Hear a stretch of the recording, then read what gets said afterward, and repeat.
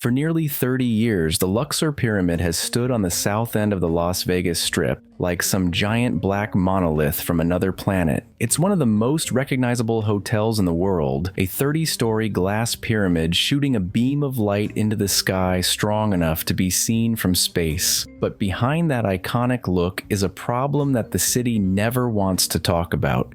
For years, rumors have circulated among construction workers, dealers, former staff, longtime locals that the Luxor is slowly but steadily sinking into the ground. And while that sounds dramatic, even ridiculous at first, the truth behind the rumor is far more complicated and much more interesting than people realize. Because whether or not the pyramid is literally descending into the earth, the resort has dealt with structural issues, engineering concerns, and a troubling history that makes people wonder how it's still standing today. To understand where all of this comes from, you have to go back to the early 1990s when the Luxor was built in barely 18 months. That timeline is almost impossible by today's standards. Mega resorts take years to design, plan, test, and assemble, but during the Vegas building boom of the 90s, everything was rushed. Labor was cheap, regulations were loose, and the demand for massive theme casinos was higher than ever. The Luxor had one goal: open fast, pull crowds, and shock the world. And it did, but the speed came with consequences. Construction crews who worked in the original site later admitted that the ground beneath the property wasn't ideal. The desert sand in that area is soft, uneven, and requires extremely careful foundational work, especially for a building shaped like a giant pyramid covered in glass. Any structural miscalculation,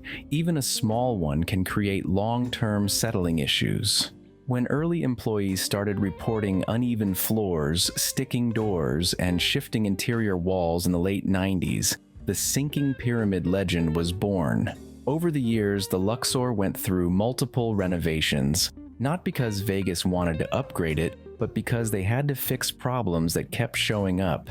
Guests complained of vibrating floors, rooms that felt tilted, and elevators that seemed to shake on the way up the steep diagonal tracks inside the pyramid frame. Former maintenance workers have talked about constant patchwork being done behind the scenes, reinforcing hallways, adjusting support beams, replacing sections of the foundation, and dealing with cracking surfaces. None of this meant the building was collapsing, but it fueled the perception that the Luxor was unstable, especially compared to newer, sturdier resorts built with more modern engineering techniques. And the structure isn't the only part of the Luxor's dark reputation. For decades, the property has been associated with a long list of tragedies, accidents, and unsettling headlines that earned it the nickname the most cursed hotel in Vegas. From the carbon monoxide incident in 2007 that killed a young woman in the food court, to multiple high-profile deaths and incidents tied to the pyramid, the Luxor became the center of countless conspiracy theories. Even staff members have admitted that the energy inside the building feels strange. The sloping walls, the dark design, the massive empty atrium, it all creates a feeling guests describe as off, claustrophobic, or haunted. The hotel's unusual structure makes it difficult to maintain consistent airflow, temperature, and lighting, which only adds to the unsettling atmosphere. But the real danger facing the Luxor isn't ghosts or myths, it's age. When the pyramid opened in 1993, it was the future of Las Vegas. Today, it's one of the oldest major resorts still operating, and one of the few whose original theme hasn't been completely modernized. MGM has quietly stripped away much of the ancient Egypt decor over the years, hoping to make the property feel less dated, but you can only do so much when the entire building is literally shaped like a 1990s theme park idea. Meanwhile, maintenance costs continue to climb.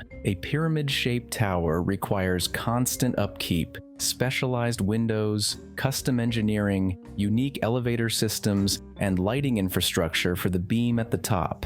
The operating costs are far higher than a normal hotel tower, and the return on that investment continues to shrink. Luxor simply doesn't make the money it used to. Competition is another huge problem. When the Luxor opened, it was one of the biggest tourist attractions on the Strip. Now it sits next to some of the most expensive and modern resorts ever built, including Mandalay Bay, Delano, and the soon-to-be-replaced Tropicana site. Tourists looking for a luxury experience skip the Luxor entirely, and guests looking for a budget experience have cheaper options elsewhere. The pyramid is trapped in the middle, too old to compete with the big boys, too expensive to maintain as a cheap alternative. Insiders say MGM has been wanting to offload the property for years, and rumors of its demolition have circulated again and again. Every year, speculation grows that the Luxor will eventually be torn down to make way for a newer, more profitable mega resort. Here's the part no one wants to admit. Tearing down the Luxor would be one of the most expensive demolitions in Vegas history. Demolishing a pyramid-shaped building is nothing like imploding a standard tower. The slope angles, the glass panels, the massive internal framework, and the delicate structure supporting the beam on top make standard implosion impossible. Engineers have estimated that dismantling the Luxor piece by piece could take months, even years, and cost hundreds of millions of dollars. That's why MGM keeps quietly maintaining the property just enough to keep it profitable, but not enough to truly modernize it. Meanwhile, guest satisfaction continues to decline. Reviews consistently mention long wait times, outdated rooms, aging amenities, and understaffing. Former workers say the pyramid layout makes housekeeping and maintenance far more difficult than in a normal hotel. Rooms are harder to reach, hallways are longer, and the slanted structure makes logistics a nightmare. It's a design that looked incredible on paper, but turned into a daily operational headache, and that headache gets worse every year. Today, the Luxor sits at a crossroads. It's a building Vegas doesn't want to lose because of its iconic identity, but also one the major corporations don't want to keep investing in.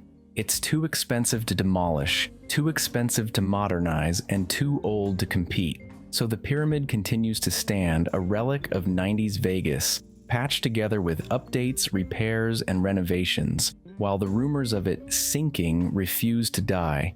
And in a way, the rumor says more about the property's future than its foundation. The Luxor isn't sinking into the ground, it's sinking into irrelevance. But maybe that's the real danger here. Not collapse, not curses, not structural disaster. The real risk is that one of Vegas's most recognizable icons might simply fade away, piece by piece, quietly, without anyone trying to save it.